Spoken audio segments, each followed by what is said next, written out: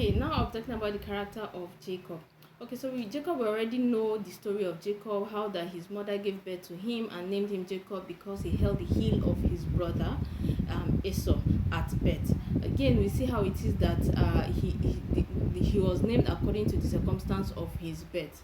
Okay, so how did his life turn out? He turned out just as the meaning of his name is. The name means supplanter, right? Jacob means supplanter. And so yes, he began to supplant his brother. He supplanted his brother twice, and his brother actually testified to him being living out his name in Genesis chapter 27 verse 36. The brother said, he has supplanted me these two times. Okay, so of course we know that he's speaking of the blessing and the birthright. Okay, so Jacob actually lived true to his name. But we also later on in life we see that Jacob wrestled with the angel and asked the angel to bless him. And when he asked the angel to bless him, the angel now changed his name. Okay, so now that the angel changed his name, okay, by the way, we know that he told the angel to bless him, and he said, I will not let you go unless you bless me. But what we see here with that of Jacob is that Jacob didn't have need for what we call blessing today. So obviously what we call blessing today is it's not necessarily what blessing really is. In fact, I think it's part of it, because I believe blessing is all encompassing. Why am I saying so? Because you see, with Jacob in this story, we see how it is that Jacob was already wealthy. So when being wealthy doesn't necessarily mean blessed. Blessed is like an all-encompassing word, right? So Jacob was already wealthy as at Genesis chapter 30, because here when he asked the angel to bless him, it was in Genesis chapter 32. So in Genesis chapter 30, we know that he was already wealthy. So what he must have been asking from the angel, of course, is not wealth. And also we also know that Jacob, as at this time, was already had 11 children. So of course, children was not his need for him to ask the angel to bless him. So what was it that must have made Jacob to be so desperate and ask the angel to wrestle with the angel to bless him? So I believe that what Jacob really needed, which is also a blessing, is favor.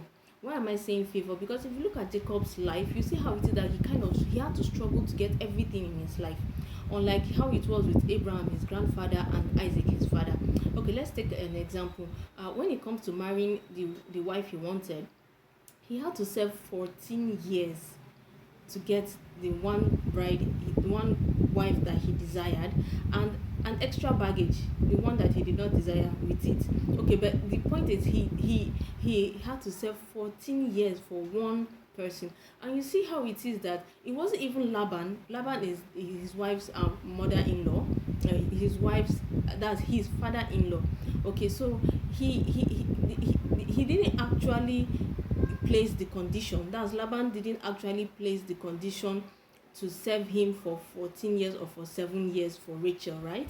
It was actually Jacob. If you look at it, you see that it was Jacob that actually proposed this to Laban, and Laban agreed to serve him for 14 years. You see that it's like he himself, when nobody is even trying to trying to make life hard for him, somehow that name is just making life hard for him himself.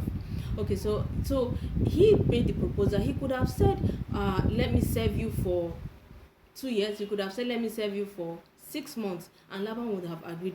But no, he said 7 years. Then Laban deceived him, and then he had to serve another 7 years, making a total of 14 years to get Rachel. Now, how was it for Isaac?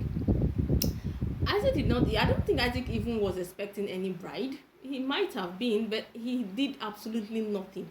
His father did everything. His father didn't even have to do much. Again, he sent his servant to go and look for the bride. The servant did all the work, and then brought the bride to Isaac. Isaac was just doing nothing, and a bride came to him. That was how it was that was how easy and simple it was with Isaac. But with Jacob, we see what happened. Again, with wealth, imagine how many years Jacob had to work so hard and for Laban, and he had to work. It was as if he worked more than he saw the fruit of his labor, right? Though at the end of the day he came out wealthy, but the work that he worked seemed to be it was too hard compared to let's compare to Abraham now, because if you look at life of Abraham, how did Abraham really get blessed? Abraham was practically doing almost nothing and he would get blessed.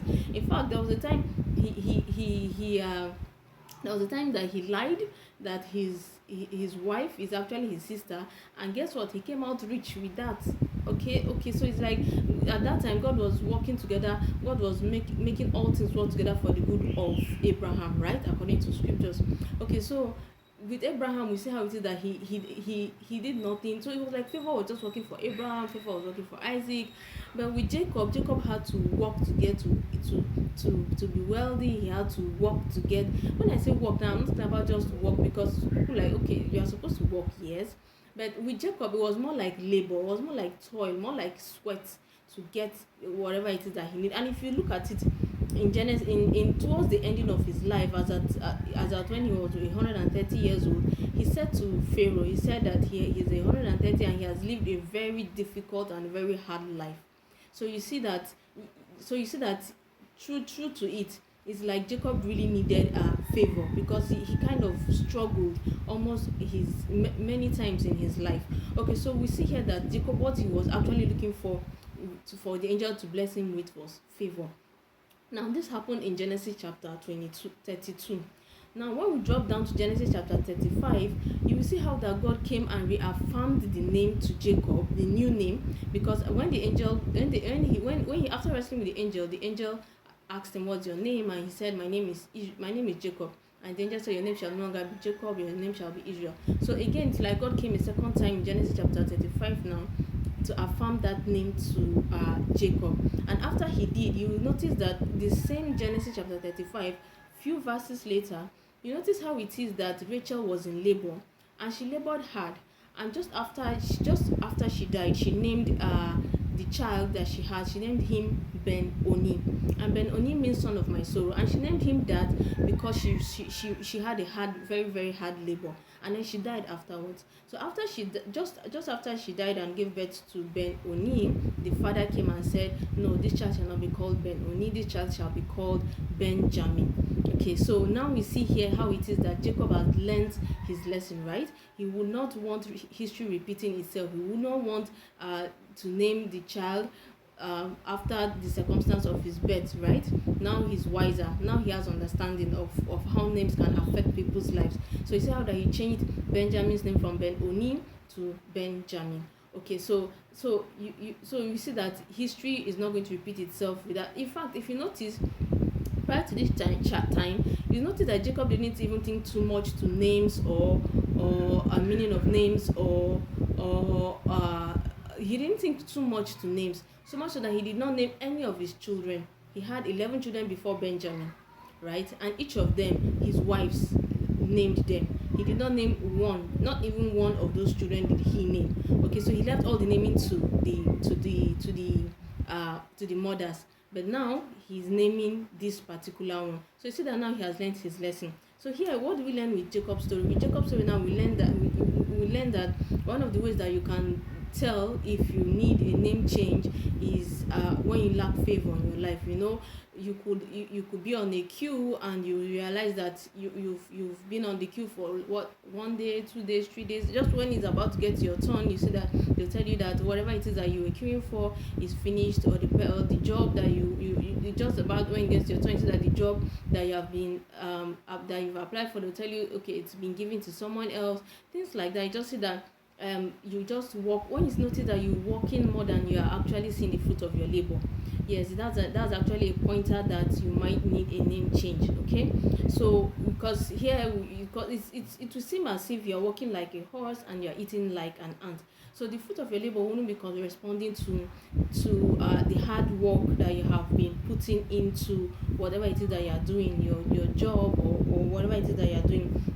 So yes, that's one thing. That's the thing with Jacob. So favor is actually a blessing, because remember that it's like saying it's like God, when God was saying that he will make you live in houses you did not build, possess wells that you did not dig. That's actually favor, right? You didn't work for it, it just came to you.